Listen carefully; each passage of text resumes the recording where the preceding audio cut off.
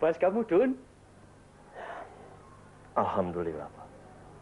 Syukurlah kalau begitu. Seperti yang Bapak pernah janjikan dulu, kamu boleh tinggal di rumah ini, Dun. Dan kalau kamu mau, bantulah Bapak, ya. Terima kasih, Pak. Ayo, ayo, masuk, masuk, masuk, masuk.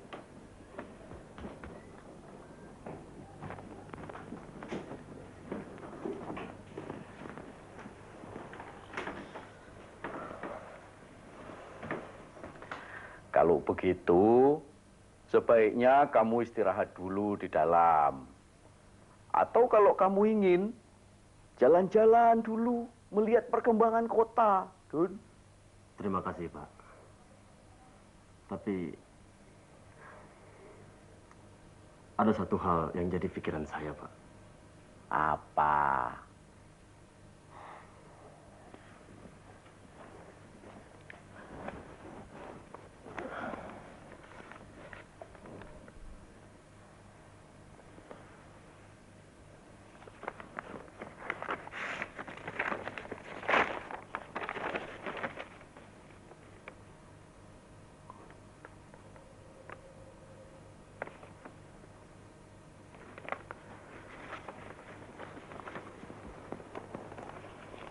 Siapa Halimah ini, Dun? Saya sendiri tidak tahu betul, Pak. Yang saya tahu, dia berasal dari Pulau Jawa. Belum lama ini, ibunya baru saja meninggal. Dan kelihatannya, ia dalam kesusahan, Pak. Jadi, bagaimana pendapat Pak Karto?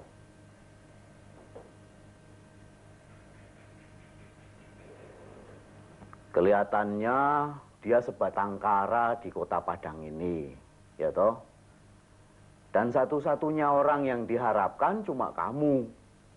Ya, Bapak setuju betul kalau gadis itu kamu tolong. Betul, Pak. Oleh karena itu, saya harus berada di depan rumah itu sebelum jam 12 malam.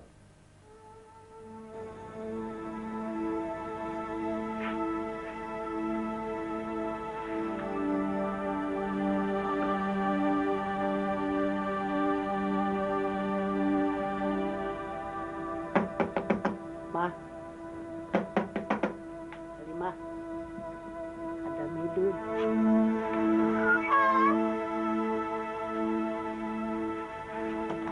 Tolong sambut barang ini, Udo.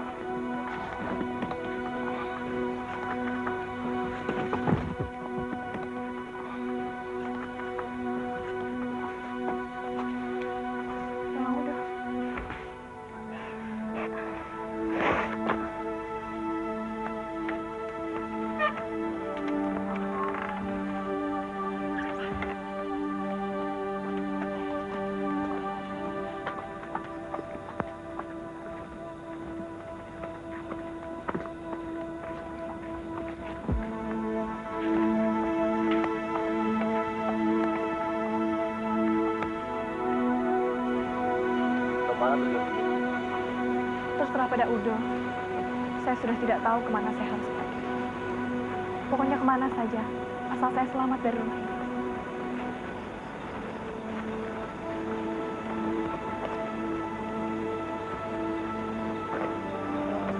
Bagaimana kalau kita ke rumah Pak Karto, di Ganting, tempat saya menginap? Baik.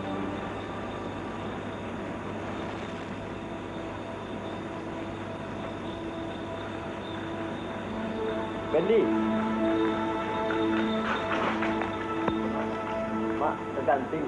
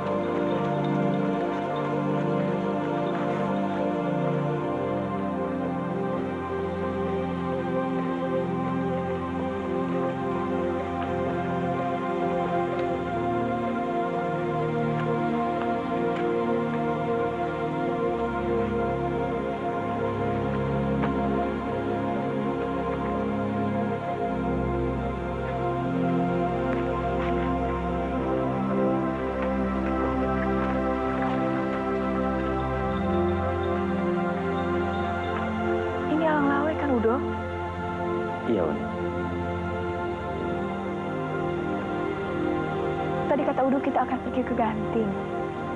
Iya, tapi ini untuk menghindari kalau ada orang yang disuruh untuk mengikuti kita. Nah, dari sini kita jalan kaki ke Ganting.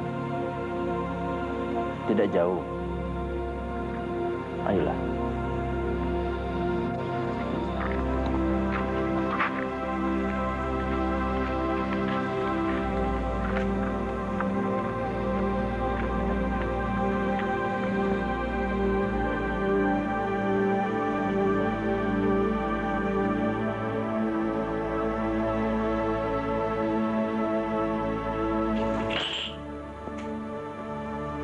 Pak, malah jam 1, Pak.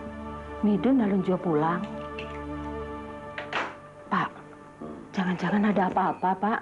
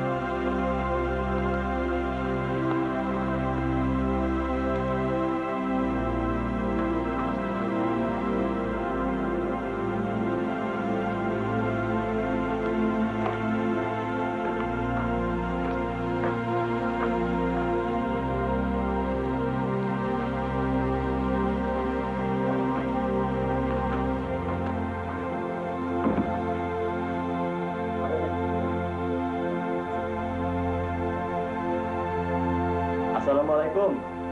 Waalaikumsalam. Waalaikumsalam. Itu dia, Bu. Iya. Mari.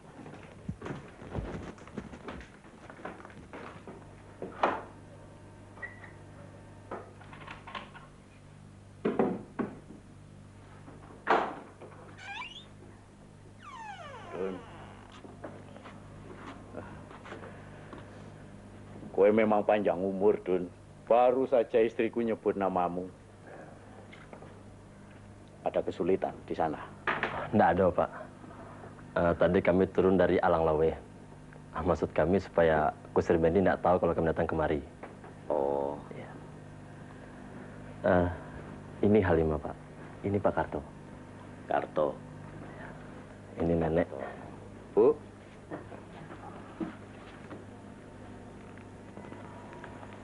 Masuk. Ya, mari Nek. Ini. Aduh. Ya, Pak. Duduk, Bu. Silakan. Terima kasih, Pak.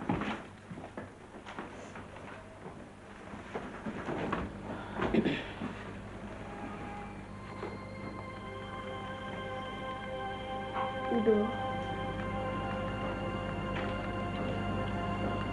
Saya sangat berterima kasih sekali. Udah mau menolong saya.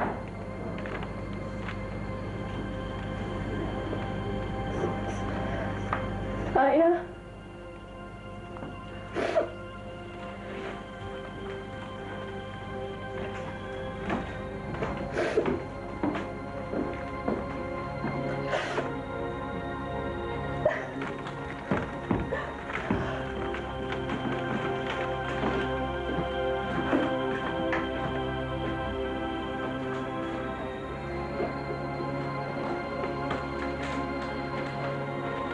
Nek, sebenarnya apa yang terjadi, Nek? Kasihan, dia masih muda. Ayah tirinya seorang yang biadab. Setelah ibunya, Nyi Asmanah meninggal, ayah tirinya mencoba merayu dengan segala macam cara. Karena tidak berhasil juga, maka ayah tiri Halimah mencoba untuk memperkosa Halimah. Halimah mengancam untuk berteriak. Akhirnya ayah tirinya ketakutan. Halimah selamat. Tapi takut terulang kembali kejadian itu, Halimah melarikan diri. Maka saya bawa dia ke tempat teman ibunya. Di sana dia baik-baik saja. Ceritakan saja semuanya, Nek. Tidak ada lagi yang perlu disembunyikan. Niat baik untuk menolong hanya manis di mulut saja. Uni, duduk saja dulu.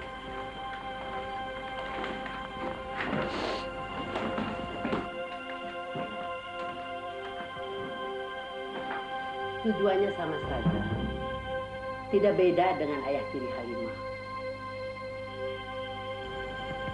Itu sama dengan lepas dari mulut harimau, masuk ke mulut buaya. Edan. Udo, di sini saya sudah tidak mempunyai keluarga sama sekali. Kecuali ayah saya yang masih hidup. Tapi ia tinggal di Bogor. Maukah Udo mengantarkan saya ke sana? Uni tidak usah segan-segan. Saya bersedia mengantarkan Uni dan menolong Uni jika diperlukan. Terima kasih, Udo. Tapi untuk pergi ke tanah Jawa, kalian memerlukan surat pas, ya toh? Tanpa surat pas itu, rasanya kalian tidak mungkin berlayar.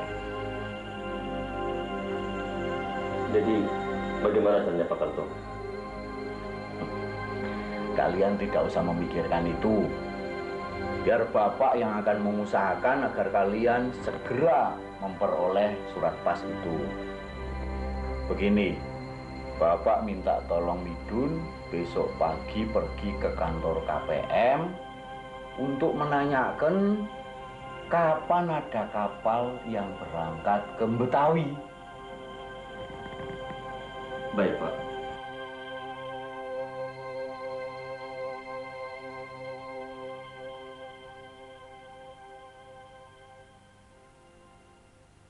Allahu Akbar, Allahu Akbar.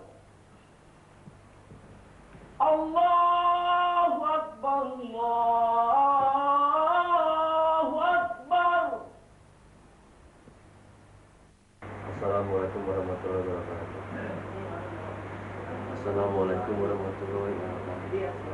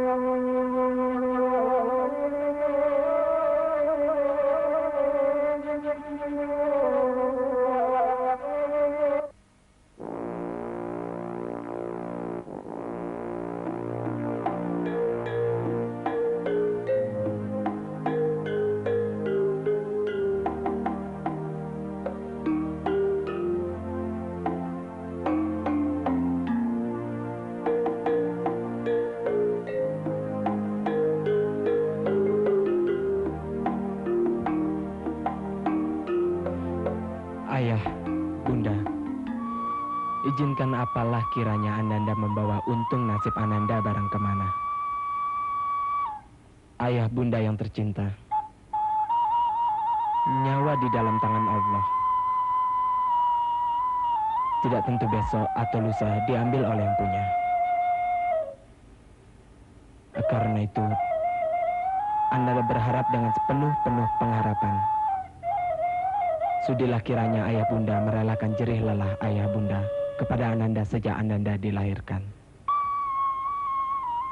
Sekianlah isi surat ini. Dan dengan surat ini pula, Ananda mengucapkan selamat tinggal kepada Ayah Bunda. Karena Ananda mau berlayar ke tanah Jawa. Sembah sujud Ananda. Midun. Midun.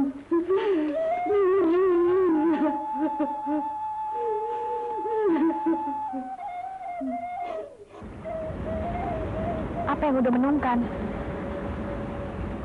Udah sedih meninggalkan kampung? Atau barangkali udah menyesal menolong saya yang celaka ini? Tidak, Uni. Walaupun tidak ada Uni, saya sudah punya niat untuk tidak pulang ke kampung. Dan kalau saya menyesal atau bersedih, tentu Uni tidak saya mengantarkan. Kan saya sudah katakan, saya bersedia menolong kalau diperlukan. Hampir saya lupa.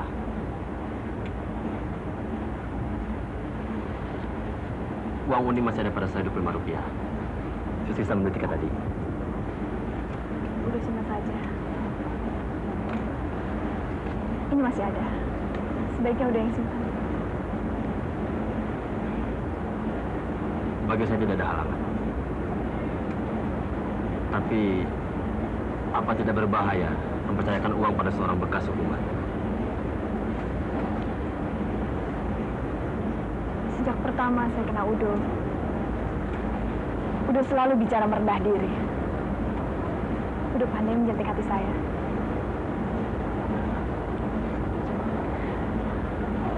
Masa saya tidak percaya pada Udo? Sedangkan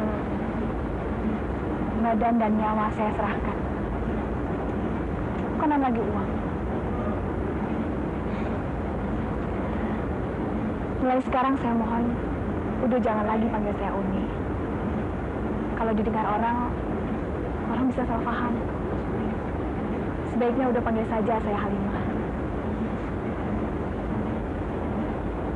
Udo sedih menganggap saya adik. Kalau Uni tidak merasa hina mengatakan saya suka sekali. Halimah, ada yang saya ingin katakan padamu. Bagaimana Halimah dan Ibu Halimah itu sampai kepadamu? Ceritanya panjang juga. Ayah saya bernama Raden Sumintarja. Beliau sangat sayang pada saya. Beliau sering mengajak saya dan ibu berjalan-jalan.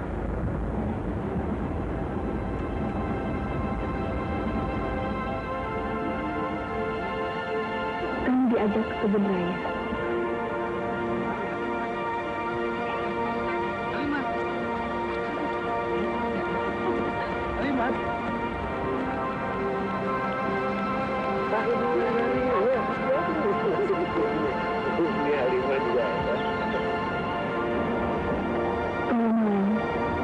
Saya selalu dibina-begokan.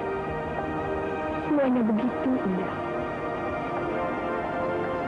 Tapi seperti kata orang, panas sampai petang, rupanya hujan tengah hari.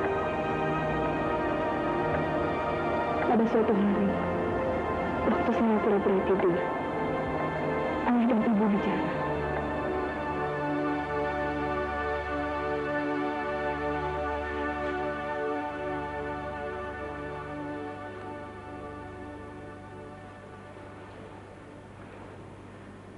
Kelihatannya Akang susah. Kenapa? Tidak. Jangan disimpan dalam hati. Katakan terus terang, supaya lapang di dada. Kalau mulai saya berkata terus terang, memang ada persoalan yang memberatkan hati. Soal apa? Pekerjaan di kantor? Soal kita. Akan mau menikah.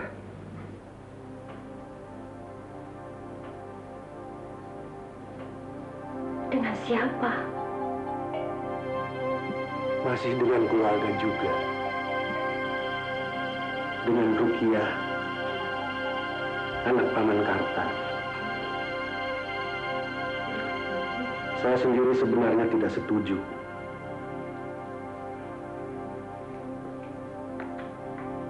Kalau begitu, Akang bicara saja sama Paman. Itu yang sulit, Nona. Kau tahu, setelah ayah meninggal, yang membesarkan Akang adalah Paman Karta. Dia juga yang menyekolahkan dan membantu Akang mendapat kerja. Minggu yang lalu Akang dipanggil. Lalu katanya, Suminta, Paman sudah tua. Sedangkan adik Rukiah belum bersuami. Paman takut kalau Paman meninggal, Rukiah akan tersia-sia. Kawinlah dengan dia. Apa yang akan harus katakan? Akan merasa terjepit. Lalu saya menyanggupi. Moga-moga kau mengerti. Saya maklum, Akang. Kalau memang sudah begitu, saya mau bilang apa? Silakan saja, Kang. Saya tidak keberatan untuk dimadu. Mula-mula keadaan tidak berubah. Hari Minggu, Bapak masih sering mengajak kami berjalan-jalan. Tapi makin lama, makin jarang ia pulang. Dan akhirnya ia menghilang sama sekali. Tinggallah ibu yang menderita, terlantar, dan tidak punya apa. Untunglah ada sebuah keluarga Belanda yang baik. Mereka memerlukan seorang tukang masak. Dan karena anaknya sebaik dengan saya, mereka juga memerlukan seorang teman main untuk anaknya. Akhirnya kami diterima bekerja di keluarga Belanda itu. Lalu Belanda itu pindah ke Padang untuk menjadi seorang kepala kantor sebuah maskapai. Begitulah kami sampai di Padang, Udo. Selanjutnya, terjadilah apa yang diceritakan nenek.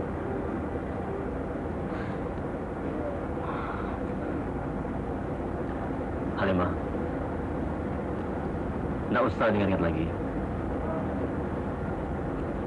Semuanya sudah terjadi.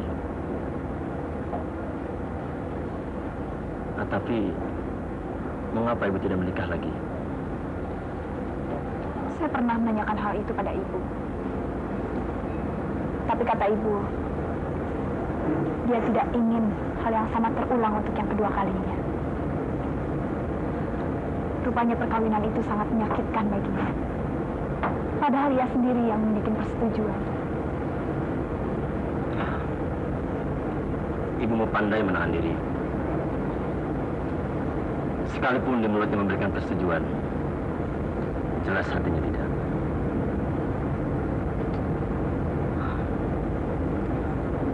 Kau pernah tidak mendengar cerita tentang putri Nabi kita? Tidak. Bagaimana ceritanya? Begini. Pada suatu hari, Sayyidina Ali memanggil istrinya, Fatimah putri Nabi. Sayyidina Ali lalu meminta izin kepada istrinya untuk beristri lagi. itu dengan rela hati dan senyuman di mulut, dia merelakan suaminya untuk bersengan lagi. Tapi kau tahu Halimah, itu telur mentah dalam genggaman tangannya, sekonyong-konyong jadi masak. Ya, karena begitu pandainya dia menahan diri.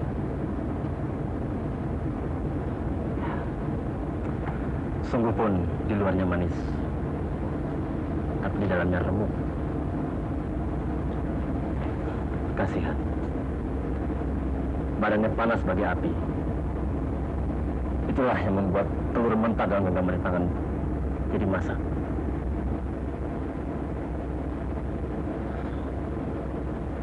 Ya, moga-moga Halimah mendapatkan suami yang benar-benar laki-laki. Kekal sebagai suami istri. Tidak cerai hidup, melainkan cerai itu bilang. Semoga apa yang udah harapkan terlaksana. Kalau nasib menentukan, ikan di laut, asam di gunung, pasti akan bertemu. Tergantung nasib kan, Udo? Iya.